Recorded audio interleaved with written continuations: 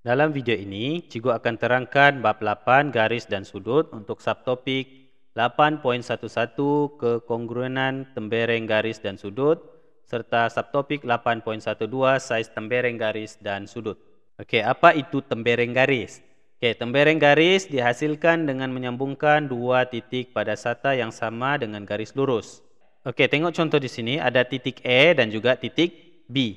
Okey, tembereng garis ini dapat terhasil apabila kamu menyambungkan titik A dan titik B ini dengan menggunakan garis lurus. Okey, contoh cikgu buat macam ni. Okey, dari titik A ke titik B disambungkan dengan menggunakan garis lurus, maka inilah yang dipanggil sebagai tembereng garis.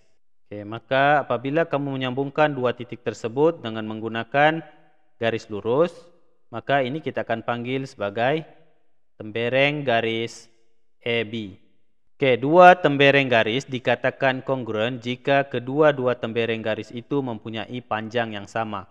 Kongruen di sini merujuk kepada maksudnya sama ataupun serupa. Okey, perhatikan contoh. Jelaskan sama ada tembereng garis PQ dan RS dalam setiap raja yang berikut adalah kongruen atau tidak. Okey, yang pertama untuk E, perhatikan PQ 3 cm, RS juga 3 cm. Maka tembereng garis ini adalah kongruen. Untuk B pula, PQ 3.3 cm, RS 3.2 cm. Okey, panjangnya tidak sama, maka ini tidak kongruen. Seterusnya untuk soalan C, PQ 4.2 cm, RS 4.2 cm. Okey, panjangnya adalah sama, maka kedua-dua tembereng garis ini adalah kongruen. Seterusnya untuk sudut pula, sudut dibentuk oleh dua tembereng garis yang bertemu pada satu titik. Okey, tadi cikgu sudah terangkan konsep pasal tembereng garis. Sekarang untuk sudut pula terbentuk apabila dua tembereng garis bertemu pada satu titik. Sudut ditanda dengan menggunakan simbol seperti ini dan unit ukuran untuk sudut ialah darjah. Okey, perhatikan di sini. Ini yang dimaksudkan apabila dua tembereng garis bertemu pada satu titik. Okey, contoh tembereng garis yang pertama ialah PQ dan tembereng garis yang kedua ialah QR. Kedua-dua tembereng garis ini bertemu pada titik Q, maka akan terbentuklah sudut 40 darjah. Sudut ini kamu boleh namakan, kamu boleh tulis menggunakan simbol sudut PQR atau sudut RQP. Perhatikan di mana kedudukan sudut tersebut. Sudut tersebut berada pada bucu Q. Apabila sudut tersebut berada pada bucu Q, jika kamu hendak menulis nama sudut tersebut, pastikan huruf kedudukan sudut tersebut. Sudut tersebut berada pada bucu Q, maka hurufnya perlu berada di tengah-tengah. Bila kamu menulis, hurufnya perlu berada di tengah-tengah. Contoh macam ni, kamu tulis sudut PQR ataupun sudut RPQ. Kedudukan R dan P ini terbalik tidak apa-apa. Yang penting kedudukan Q itu mesti berada di tengah-tengah. Sebab sudut tersebut berada pada bucu Q. Maka tuliskan nilainya 40 darjah. Kamu boleh juga tulis menggunakan perwakilan seperti ini, sudut PQR. Letakkan tanda di bahagian sini atau sudut RQP. Perwakilan seperti ini juga diterima. Nilainya 40 darjah. Ataupun tuliskan sudut Q sama dengan 40 darjah. Tapi kebiasaannya apabila kamu menamakan sudut, kamu biasanya akan menggunakan kaedah yang pertama. Seterusnya untuk kekongruenan sudut.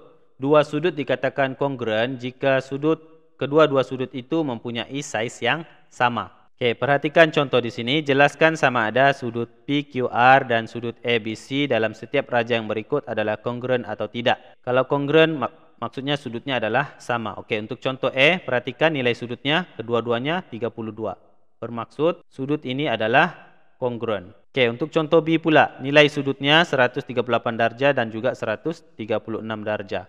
Tidak sama bermaksud tidak kongruen. Dan C pula, kedua-dua sudut mempunyai nilai yang sama yaitu 256 darjah. Jadi pasangan sudut ini adalah kongruen. Seterusnya sebelum cikgu menerangkan bagaimana untuk kamu mengukur tembereng garis dan sudut, kamu perlu tahu alat yang digunakan untuk mengukur saiz tembereng garis dan juga sudut.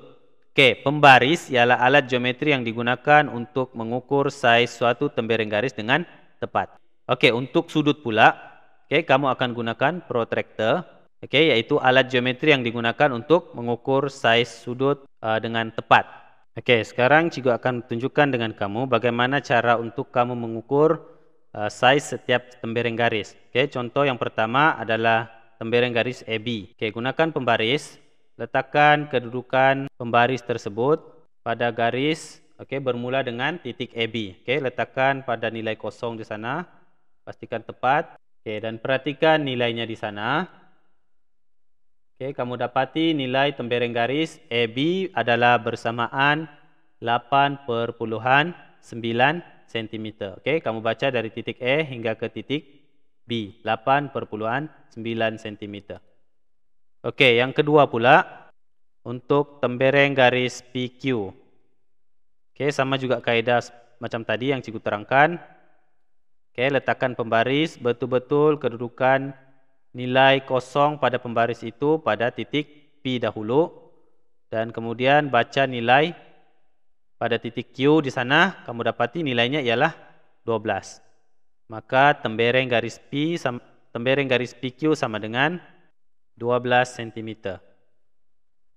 Oke, seterusnya Cigo akan tunjukkan dengan kamu bagaimana untuk mengukur sudut menggunakan protektor. Pertama sekali, contoh, Cigo akan terangkan menggunakan contoh E di sini. Oke, perhatikan contoh E. Untuk memudahkan kamu, apabila kamu hendak mengukur sudut, untuk memudahkan kamu, perkara pertama adalah kamu buat sambungan atau kamu sambungkan garisan tersebut, panjangkan sedikit, supaya lebih mudah untuk kamu baca nilainya pada protektor nanti. Oke, contoh macam ini. Dan kemudian untuk kamu sukat menggunakan protektor, oke, ambil protektor kamu tuh. Oke, contohnya kamu letakkan bucu tersebut betul-betul berada di tengah-tengah protektor ini. Oke, betul-betul menyentuh garisan tengah untuk protektor ini. Dan kemudian pastikan selari dengan garisan yang pertama ini. Oke, contoh macam ini. Perhatikan garisan berwarna purple ini sudah selari dengan garis lurus pada protektor ini. Oke, kamu tengok nilainya di sini ialah kosong. Baca pada nilai kosong dahulu, jangan salah baca sebab yang ini kamu gunakan pada nilai garisan dalam. Oke, yang ini kosong dan di sini ialah 50. Maka nilainya ialah 52. Oke, menyentuh nilai di sini ialah 52. Oke, Cikgu tunjukkan menggunakan arah pada bahagian ini. Oke. Nilai sudutnya ialah 52 darjah. Maka kamu tinggal tuliskan nilai sudut tersebut ialah 52 darjah. Oke, begitu caranya untuk kamu menggunakan protektor ini.